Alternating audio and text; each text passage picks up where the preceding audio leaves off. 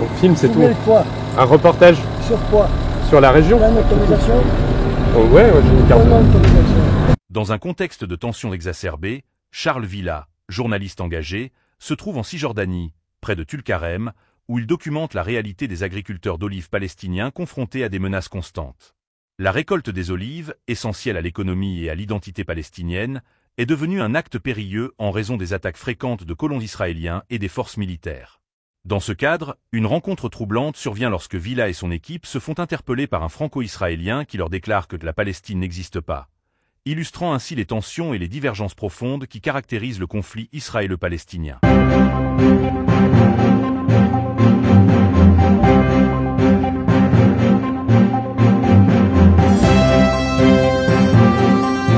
Là, tout le monde part un peu en vitesse parce qu'il y a des colons qui arrivent. On voit des colons qui ont profité du fait qu'on ait été expulsés pour descendre de la colonie et venir, et il y a l'armée qui s'interpose.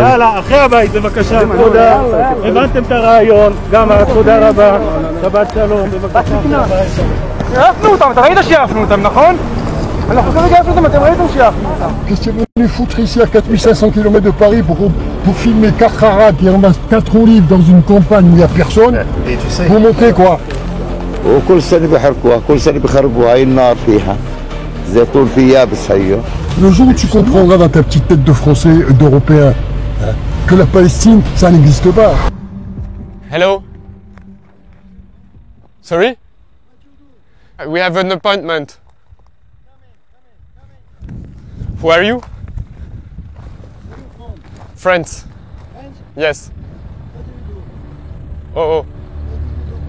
On ne le voit pas à l'image, mais à ce moment-là, la raison pour laquelle Thomas hésite, c'est parce que l'homme dans la voiture montre et braque rapidement une arme de poing sur lui pour lui demander de venir. On filme, c'est tout. Quoi? Un reportage Sur quoi? sur la région. T'as une autorisation? Oh, ouais, j'ai une carte. Donne-moi l'autorisation. T'as l'autorisation de prise de l'armée? non, on n'a pas besoin d'autorisation d'armée. Non, mais pour filmer, on n'a pas besoin d'autorisation Tu n'es d'armée. pas... C'est étranger ici. Oui. Tu n'es pas chez toi, donc tu ne peux pas filmer comme tu veux. Tu sais pas si c'est une zone militaire ou pas. C'est pas une zone militaire. Qu'est-ce que tu en sais? Alors il faut savoir qu'à ce moment-là, ils sont sur cette route en Cisjordanie, à cet endroit. Il n'y a pas besoin d'autorisation pour filmer dans cette zone, encore moins de l'armée israélienne, et comme le disent Hugo et Thomas, ce n'est pas une zone militaire, donc cet homme ment, mais il ne va pas s'arrêter là, il va ensuite les menacer. Si tu enregistres, t'es pas sorti d'Israël. Bon, ça, Si tu m'enregistres là. Parce qu'attention, attention à ce que tu fais. Ne joue pas au petit malin. Enfin, déjà, c'est pas sûr que tu retournes en France. Malgré cette menace, Hugo et Thomas vont continuer à filmer à son insu cet homme pendant tout leur échange. Qu'est-ce que vous faire ici? Filmer quoi? Filmer quoi? Des cueillettes d'olives. Cueillette d'olives, regarde. Pourquoi simplement. Pourquoi tu viens maintenant? Parce qu'on nous a dit qu'il y a des gens qui... Ça fait 40 ans que j'habite ici. J'ai jamais vu un Français venir faire la cueillette des olives. Pourquoi maintenant? Qu'est-ce que tu es venu foutre ici à 4500 km de Paris pour filmer 4 Arabes qui ramassent 4 olives dans une campagne où il n'y a personne?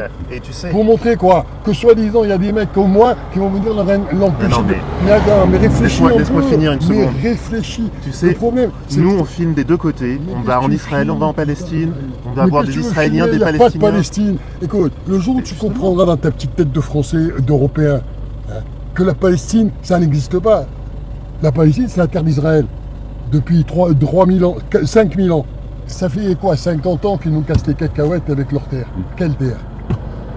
La terre, c'est la terre d'Israël. Quelle terre à eux? Cite-moi un président palestinien, montre-moi un monument de leur culture palestinienne, montre-moi quelque chose d'historique, qu'il y a une trace qu'ils étaient ici. Eux, ils ramassent des olives.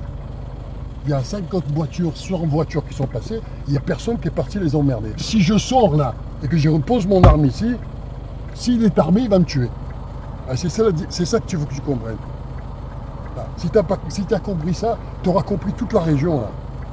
Je vous ai repéré là. J'ai fait ça juste pour le principe. Il n'y a rien à foutre, tu filmes. Qu'est-ce que tu vois que c'est Angélique? Tu vas porter un film à Paris pour montrer qu'il y a des mecs qui ramassent des olives dans la campagne soi-disant palestinienne. Et c'est vous qui êtes dans la merde. Parce que nous, on a une armée, on se défend. En Europe, ça va être beaucoup plus difficile pour vous. Surtout en France, par exemple. Tu sais, quand j'habitais à Paris, je connais bien tout ce système de sécurité. Ils sont tous armés dans les banlieues. Tu es armé, toi? Qu'est-ce que tu vas faire avec une Kalachnikov? Rien. Allez, c'est bon. Partagez vos réflexions. Pensez-vous que de telles affirmations reflètent une réalité ou sont-elles le fruit d'une idéologie extrême? Comment ces discours influencent-ils la perception du conflit israélo-palestinien? N'hésitez pas à vous abonner pour rester informé des développements sur ce sujet sensible et à laisser vos commentaires ci-dessous. Vos avis sont précieux et contribuent à enrichir le débat.